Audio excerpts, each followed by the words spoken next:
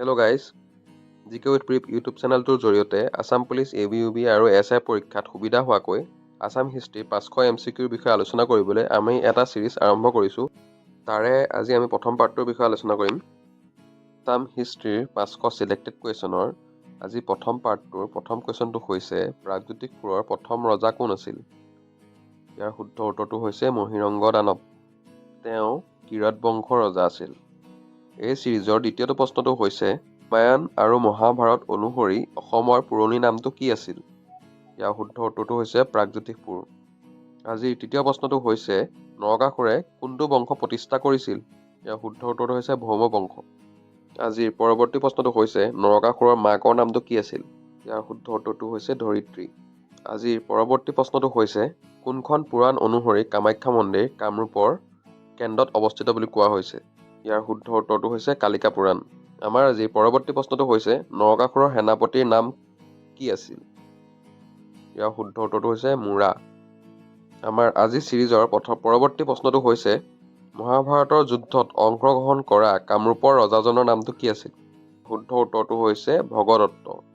আজিৰ পৰৱৰ্তী প্ৰশ্নটো হৈছে ভগদত্তৰ হাতীটোৰ নাম কি আছিল? ইয়াৰ শুদ্ধ উত্তৰটো হৈছে সুপ্ৰাতিকা। আমাৰ আজিৰ পৰৱৰ্তী প্ৰশ্নটো হৈছে মহাভাৰতৰ কোনটো পৰ্বত ভগদত্তৰ বীৰত্বৰ কথা উল্লেখ আছে? ইয়াৰ শুদ্ধ উত্তৰটো হৈছে দ্ৰোণ পৰ্ব।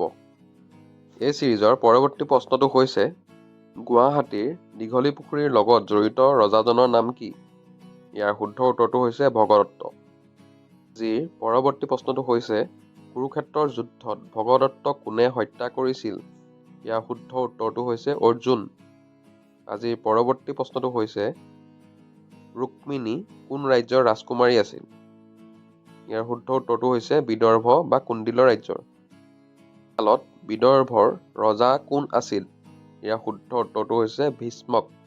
প্ৰাচীন কালত কুণ্ডিল নগৰক আৰু কি নামেৰে জনা গৈছিল? ইয়াৰ শুদ্ধ উত্তৰটো হৈছে ভীষ্মক নগৰ নামে জনা গৈছিল। আজিৰ পৰৱৰ্তী প্ৰশ্নটো হৈছে শোণিতপুৰত অসুৰ বংশৰ কোনে প্ৰতিষ্ঠা কৰিছিল?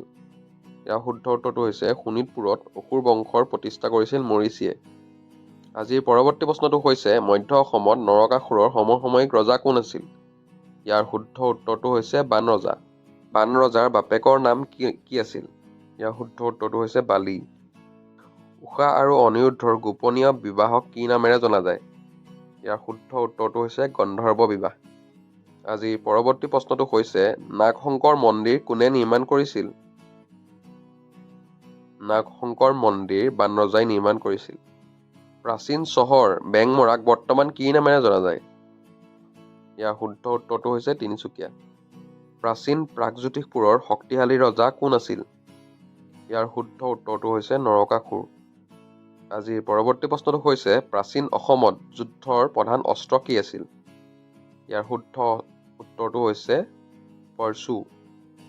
আজিৰ পৰৱৰ্তী প্ৰশ্নটো হৈছে কোনখন চহৰক the city of eastern astrology বুলি কোৱা হয়? ইয়াৰ শুদ্ধ উত্তৰটো হৈছে প্ৰাগজ্যোতিষপুৰ। আজিৰ পৰৱৰ্তী প্ৰশ্নটো হৈছে অসমৰ প্ৰাচীন ঐতিহাসিক বংশটোৰ নাম কি আছিল? ইয়াৰ শুদ্ধ উত্তৰটো হৈছে বৰ্মন ডাইনেষ্টি। আজিৰ পৰৱৰ্তী প্ৰশ্নটো হৈছে শোণিতপুৰ কোনজন ৰজাৰ ৰাজধানী আছিল? ইয়াৰ শুদ্ধ উত্তৰটো হৈছে বাণৰজাৰ। আজি এই চিৰিজৰ পৰৱৰ্তী প্ৰশ্নটো হৈছে তেজপুৰৰ মহাভৈৰৱ আৰু ৰুদ্ৰপদ মন্দিৰ কোনে নিৰ্মাণ কৰিছিল? ইয়াৰ শুদ্ধ উত্তৰটো হৈছে বাণৰজাই। প্ৰাগজ্যোতিষপুৰত হিন্দু ধৰ্ম প্ৰতিষ্ঠা কোনে কৰিছিল? প্ৰাগজ্যোতিষপুৰত নৰকাসুৰে হিন্দু ধৰ্মৰ প্ৰতিষ্ঠা কৰিছিল। আজিৰ পৰৱৰ্তী প্ৰশ্নটো হৈছে নৰকাসুৰক কোনে হত্যা কৰিছিল? ইয়াৰ শুদ্ধ উত্তৰটো হৈছে শ্ৰীকৃষ্ণই। আজি জিকে চিৰিজৰ পৰৱৰ্তী প্ৰশ্নটো হৈছে ঘটকাসুৰ কোন বংশৰ ৰজা আছিল? ঘটকাসুৰ কিৰাত বংশৰ ৰজা আছিল। আজি আমাৰ এই চিৰিজৰ অন্তিমটো প্ৰশ্ন হৈছে ঘটকাসুৰক কোনে মাৰিছিল? ইয়াৰ শুদ্ধ উত্তৰটো হৈছে নৰকাসুৰ। আছাম হিষ্ট্ৰীৰ পৰৱৰ্তী প্ৰশ্নসমূহ চাবৰ বাবে চেনেলটো ছাবস্ক্ৰাইব কৰি ল'ব। ধন্যবাদ।